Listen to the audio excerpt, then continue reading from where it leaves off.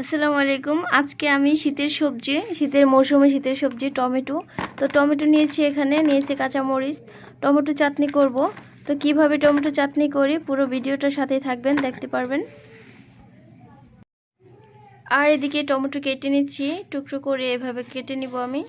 তো সবগুলো টমেটো কিন্তু এভাবে কেটে নিচ্ছি, এই তো।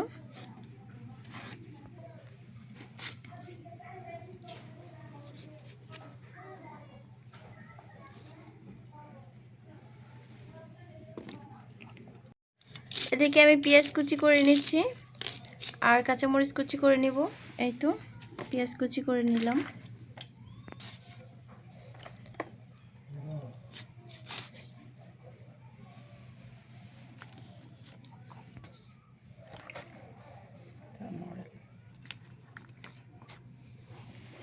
এই তো ফাইনালি রেডি করে নিলাম। তো এখন আমি রান্না করব।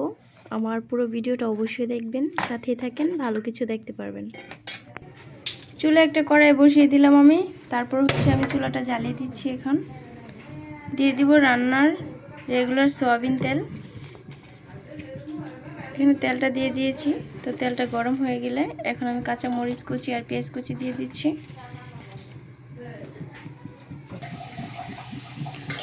তো এখন আমি একটু ভেজে নেব কাঁচা মরিচ কুচি আর পেঁয়াজ কুচিটা। তো আমি সবগুলা মশলা এখন একটা বাটিতে নিয়ে নিচ্ছি। এখানে নিয়ে নিলাম মরিচের গুঁড়ো, এখানে লবণ নিয়ে নিয়েছি 1 চামচ, নিয়ে নিচ্ছি হলুদের গুঁড়ো 1 চামচ, এখন 1 চামচ নিয়ে দেবো মরিচের গুঁড়ো, নিয়ে নেব 1 চামচ ধনিয়ার গুঁড়ো।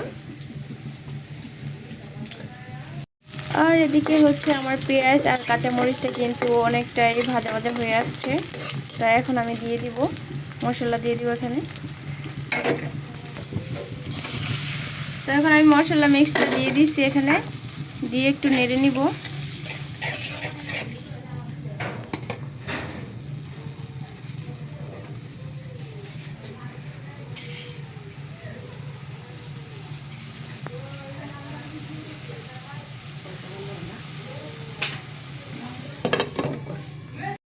এখানে টমেটো আমি দিয়ে দিয়েছি একটু পানি দেওয়ার পর, এই তো। তো এখন আমি ঢাকনা দিয়ে ঢেকে দিব।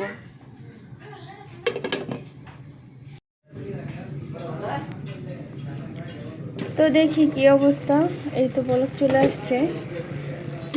তো একটু নেড়ে চেড়ে নিব এখন।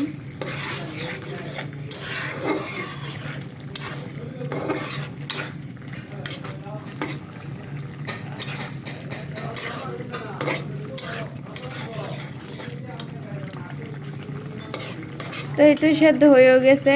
তো আস্তে আস্তে কিন্তু গলে যাবে। তো এখন আগুনটা আমি মিডিয়ামে রাখবো।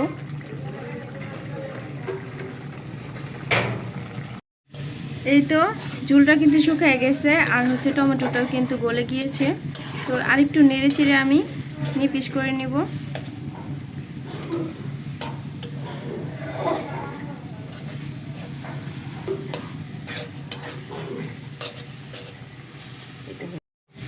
তো আমার টমেটো চাটনিটা কিন্তু হয়ে গিয়েছে, আর এখন আমি নামিয়ে নিব। তো দেখেন কত সুন্দর একটা কালার আসছে।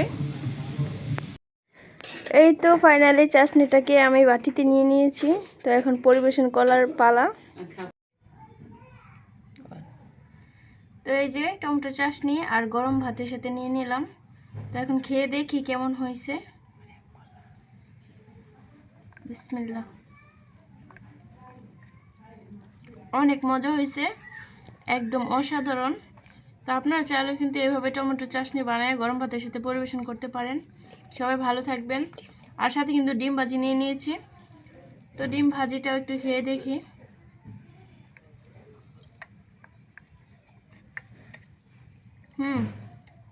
অসাধারণ লাগতেছে।